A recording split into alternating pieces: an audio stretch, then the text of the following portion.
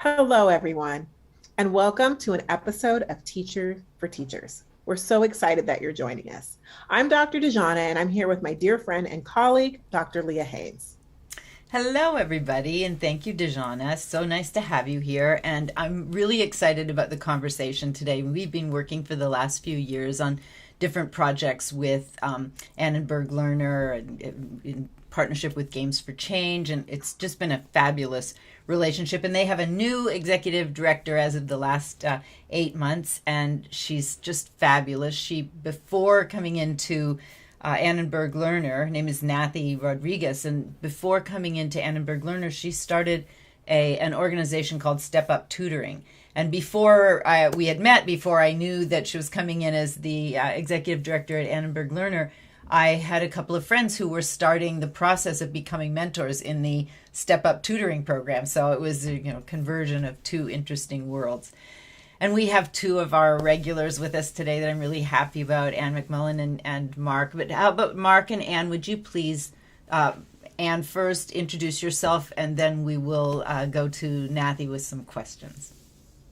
Thank you, Leah. Great to be here with you and with Nadi and Dejana and Mark again today. So thank you so much. Yes, I'm Ann Mcmullen, and I am currently an education leadership consultant based here in Los Angeles, but I spent my 42-year education career in Texas. I was a U.S. history teacher and then a director of educational technology in the Klein School District, a district of about 50,000 students just outside Houston, Texas.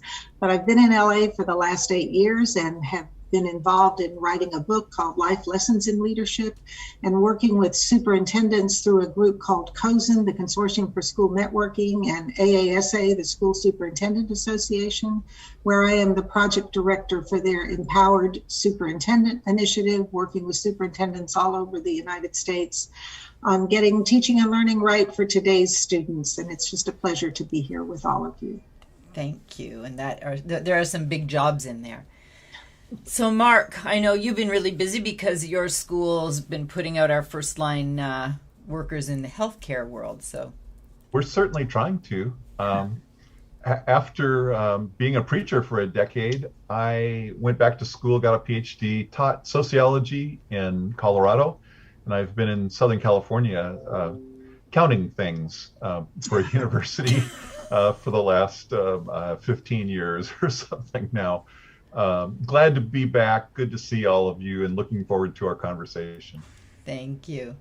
So, Nathy, let's get right into it. I really am so excited about this next chapter in Annenberg Learner. So I want to hear a little bit about what your overall goals are and what we can do to support the startup. Yes, thank you. It's an honor to be here, and thank you so much for giving me an opportunity to share this space with you. And I'm the new program director for Annenberg Learner, and one of our initiatives is to really try to extend the tutoring across LA County.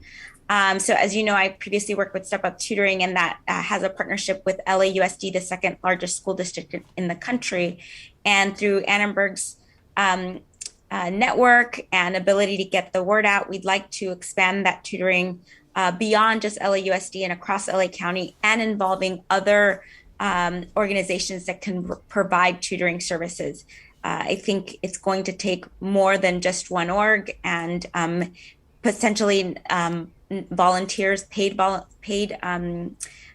students, and even private and public partnerships. So we're sort of figuring out where are the good places to pilot now, and also what grade level would be the most critical to address. So some thoughts are, maybe every third grader in LA County that needs a tutor gets a tutor, or sixth grade.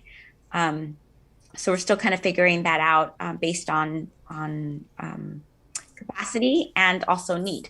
Right. Well, the third grade sounds like such a rich place to start because, we all talk about in education how up till second grade, we're teaching them how to read. And from then on, they're reading to learn. So if they're not up to speed in third grade, that would just be such a crucial time to catch them. Yes. Are you finding, are there, can Mark count anything in terms of what the results are, because that is what Mark's been doing, is research and as he said, counting since he got here. Nathy, is there anything in your statistics so far that show you what grade level is the right one to start with? Well, I guess it depends. So if the focus is reading, third grade for sure, because exactly what you just pointed out. I'm also partial to math and science because I'm a former math teacher, and I know those middle school years are the critical years to get students on the path to complete their math and course requirements to apply to college. So that's tricky. One thing to consider is also just the training for volunteers. It can be a lot easier to help a student that's younger on reading than math in middle school. Mm. I'm wondering if we could take a little step back and if you could share with our audience what Annenberg Learner is and some of the resources. Like, this is tutoring is great, but some of the resources that this organization is committed to providing for our young learners. Yes, so Annenberg Learner's mission is to advance excellent teaching in schools across the U.S. And to fulfill on that mission, they've created free content to educators, lifelong learners across K-12 and beyond. And so the series are just beloved by people all around the world. We have millions of people looking at the website constantly and over 40,000 subscribers on our newsletter. And the really nice part of it is because it's so in-depth, it's high quality content that was created, and it's free. And there's no need to log in or go through any kind of, I think we're all used to signing up on websites, but that's not required. So the people that follow it and use it every year to teach their courses or to have their students access and learn is just incredible. So we are also maintaining that content and figuring out what we can do next and what partnerships we can bring in to get either more viewers on it or to help create channels that are more bite-sized for younger audiences. Absolutely. I just wanted to highlight that because some of the services provided here have been lifelines for teachers, especially when transitioning to a digital learning space. That was an amazing resource to be able to go to and have this in-depth library, various disciplines, just all outlined there for teachers. And I know some of our viewers are teachers, so I just wanted to give a shout out to some of that amazing work. Not only, it sounds like, do you work to serve teachers and educators, but you also have work that serves the learner, regardless of how old that learner is, right? So I just wanted to make sure our viewers knew that and highlighted this as an amazing resource. Yes, and I'll also add that we partnered with 2-Bit Circus to include some of their content on our website. Again, when the pandemic hit, there were a lot of resources that were needed, not only for educators, but parents that were teaching at home. And so that STEM content has been critical for our audience to be able to access during that time. And they continue to do so.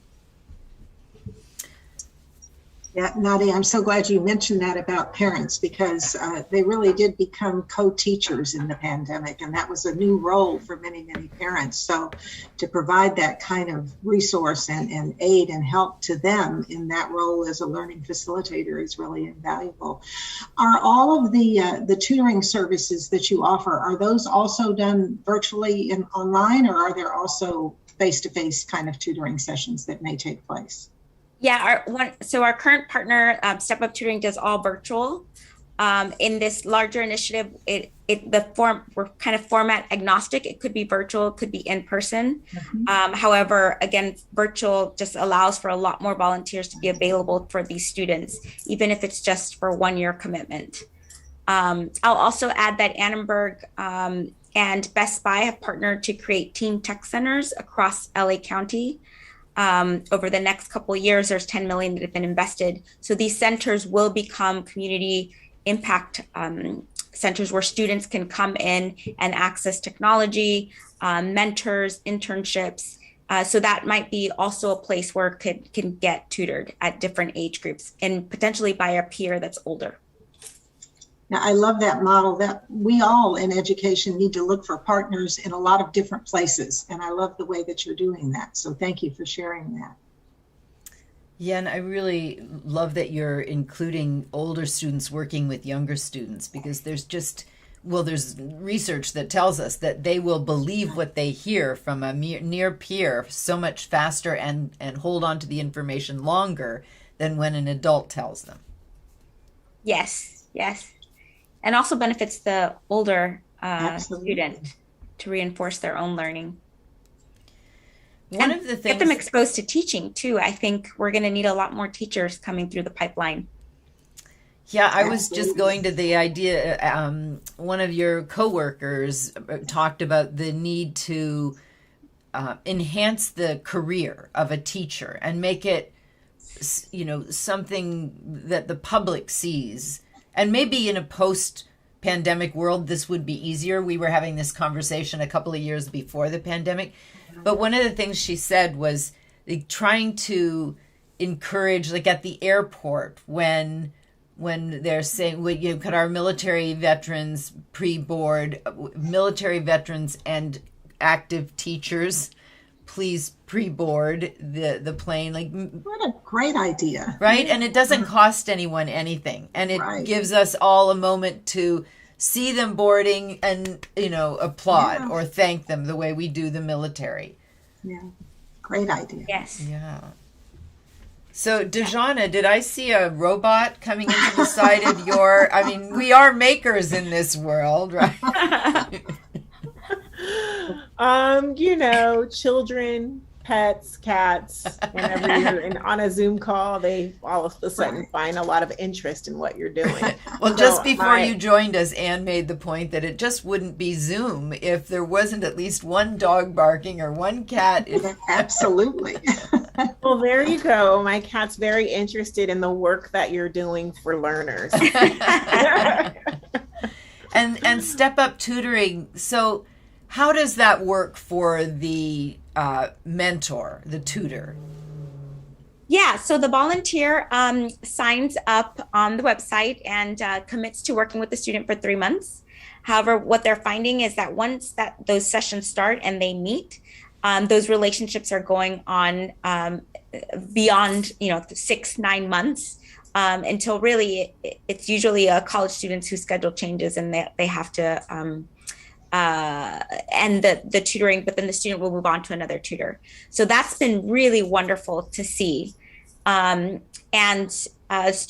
volunteers are range from the age of 18 to retirees, although about 50% are under 25. And recently Step Up Tutoring got a new amendment to the MOU that allows high school students to become tutors. So that's really going to blow up the number of students that are available to tutor and mentor. I really like that model. I think that there's never a time in the real world where you only work with people your own age. Not a year older, not a year younger, only with people my own age. And so helping them at an early age, That's a good point. really absorb the difference that exists there, the difference in our influences, in the way we approach something, and taking the steps back to explain to a younger person, or in the adult version, a new person on the job, to explain things in a way that is systematic and helps them understand. And that's a talent that many managers are missing. So helping them get that under their, in their toolbox early is I think very important. Yes. I agree, Leah. And I wonder, I know the program is strategic. It's a tutoring program to help improve outcomes for the young learners. But I wonder if there's also an opportunity to track the outcomes for the volunteers and the mentors, to kind of track, what type of outcomes are they experiencing from being a part of something like this, and to highlight that as well. That could be really powerful as well. Do you plan on doing any sort of tracking of the volunteers or mentors and tracking of their experience and some of the things that they're leaving this experience with? Yeah, that's a great question. We are probably going to leave that up to the organization who is doing the tutoring because they are the experts and they're the ones that have their own measurements. But I'll speak first about tutoring. They've surveyed families, parents, and teachers, and the tutors. And the tutors really highlight how life-changing it's been for them, particularly in the pandemic, to be able to feel like they were doing something and helping someone. And also just from the safety of their own home, having such a huge impact was big. So at Learner, we really want to go beyond the pandemic and say this is something that every student should have. Now that they have digital devices that allow them to meet another person across LA who they would never meet, why not have that experience for every kid that needs it at the critical time when they need it most? How powerful will that be? I'm like, I had chills. Like, yeah. How do you know? I'm thinking we may have listeners and viewers who might be interested in being a tutor or a mentor. Can you just briefly describe what sort of training and support is provided for them, for the tutors, as they begin that process? Yeah, so it's a simple application that they do online, and then they do an interview with another person that's on the team. It's a 15-minute interview. It's a screening on Zoom. And then the next steps are fingerprinting and training. So they train with a team to talk about what do first sessions look like, what are our guiding principles, which has been a lot about mentorship and really being there for the student. Because if that's there, if that trust is there, then the learning happens. And then LAUSD has also provided a lot of professional development that's optional for tutors on specific math content or English content or trauma-informed practices. And so that's been a really nice partnership to have with the district. So with Learner, we're also looking at other organizations that have that unique partnership with the schools and communities that they serve so that they can align. Thank you for that. I appreciate that. That's great. And the training that they experience, I mean, is there, I'm sure there's a certain amount of pedagogy, and like, how do you prepare them for a difficult situation, for example? Like, what do you tell them when you've got a student that just can't focus? Yeah, so it's a little bit of figuring out how much they need when they need it. So given that they're volunteering and the commitment is two hours a week for 3 months minimum, the training initially is what they need to get started. So how are they going to communicate with families? How are they going to communicate with teachers? What's important for them to cover in a 1-hour session? How to build rapport? And then beyond that, once they get started, then there's all these optional trainings that happen as they're ready to learn more. So like, okay, now I know that my kid really needs support in math. Let me go find that resource, and we will provide either office hours or they'll attend a training with the curriculum and instruction team at LAUSD. Or sometimes they do a one-on-one with an instructional coach that really sits in on a session, observes it, and can provide some feedback. You raised an interesting issue that I hadn't thought about, and that is, the tutor becomes sort of one more person for the teacher to have to be in contact with. And if there are multiple students in the classroom, we're getting that's a lot more bodies to have to sort of manage, and a lot more mental space. Are teachers doing okay with this kind of help? I mean, content-wise, it makes sense, but just sort of managing the whole thing could be kind of a trial, I think. That's a great question, because we do have teachers that, if half of their classes has a tutor, they might have 20, 10 tutors that they're working with. So part of the work, and I'll add that Step Up Tutoring was a startup. So it was also trying to figure out, how do you bring this to a district in the middle of a pandemic when teachers are, were struggling to keep things going, and still are. So it's a little bit of adapting to what they're prepared to provide the tutor. And so the range of teacher participation varies. It can be one way where the tutor's sending notes every week about a student, and it's all consolidated, so they only have to look at one thing for every tutor that's serving their students. To teachers that actually want to sit in on a Zoom with all their tutors and go like one by one and give information on the student. We've seen that big range of involvement. So I think part of the success of step-up tutoring is that ability to adapt to what the teacher can provide when they can provide it. What's the advice for the unruly? I mean, and I'm asking this because we went through it this spring with, we took over an after-school program for a district, and my greatest concern with the kids was that they've all had such a difficult year. Even in an easy situation, it was a difficult year for a child. No friends, no, only digital experience. So I was worried that when the behavior issues that were, likely to appear, that if we were too harsh with them or too strict, that it would just add punishment to a punishing year. So we talked about giving the kids some room for a disruption and trying to move them into conversations that can calm a situation if necessary. But that is a hard thing to train for. We were really fortunate. We had like 23 or 24 new facilitators that we put through that. And in the end, one of the comments that kept coming back to us from other facilitators and then the staff at the district was that there was an overlay of kindness in the way wonderful. Everyone was treating the kids, and the kids were feeling really like they didn't want to leave at the end of the after school program. Right. So that was really rewarding, but it took thought, and Dejana did a lot of work training that group of facilitators, as did Mindy and Michael, and but it was really effective. Wonderful.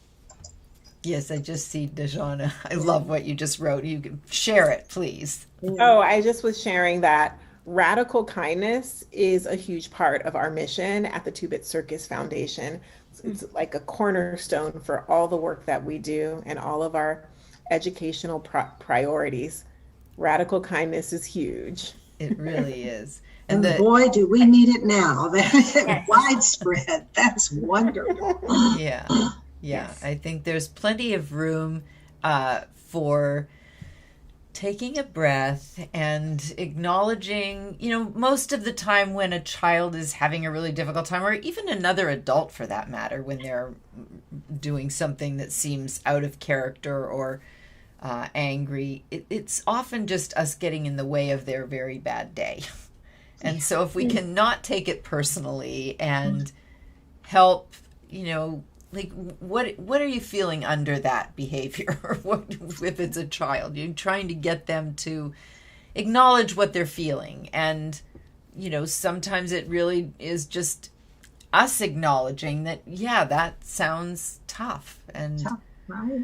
What can we do to help support you in this? And we'd really like to be able to move into this part of the class, but I don't want to do it without bringing you along with us. So what can we do to support? I mean, depending on the age group that you're working with or whatever. But, the young woman who insisted on radical kindness as part of our mission, vision, and values, it's in the values page, argued to keep it when it was, there were a couple of people who thought, oh, I don't know if you really want to put that in.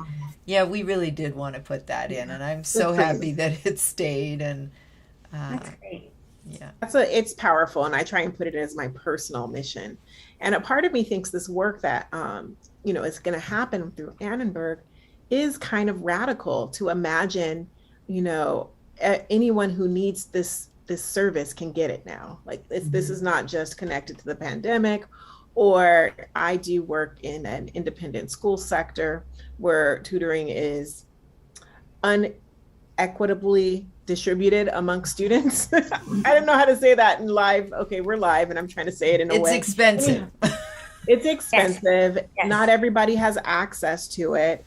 And it's really unfortunate how that plays out. So to be in a position where we can leverage technology in a way that can provide access to what everyone needs, that is powerful. And we want to be a part of that. That's part of being radically kind and being radical in education. Like, let's get everybody what they need. Yeah, there were so many tough things about this pandemic, but I suppose one of the benefits from a student perspective is that everyone has a device now. We had to get them all devices last year. So I guess now the challenge is, how do we separate them from their devices for at least periods of time during the day to get back to person-to-person experiences? And, you know, the pandemic hasn't helped with that either, because if they're under 12 years old, it's still not all that comfortable to do yet. 100%, Leah. I was thinking about that this morning on my commute into work, thinking about my students, you know, on their devices. They use them for all sorts of things, for communicating even to people right next to them or whatnot. And I thought that, like, some of these services need to do something radical, like Nickelodeon did 10 years ago when they did their day of play and shut down all of their TV stations. So kids had nothing to watch. They're like, what's wrong with Nickelodeon? They shut it down and they only put the logo up that said, go outside and play. You know, go. Wow. Something else. How cool would that be if, I'm just saying what my kids are into, like Roblox and Fortnite, they just shut down and said, hey, go do something else.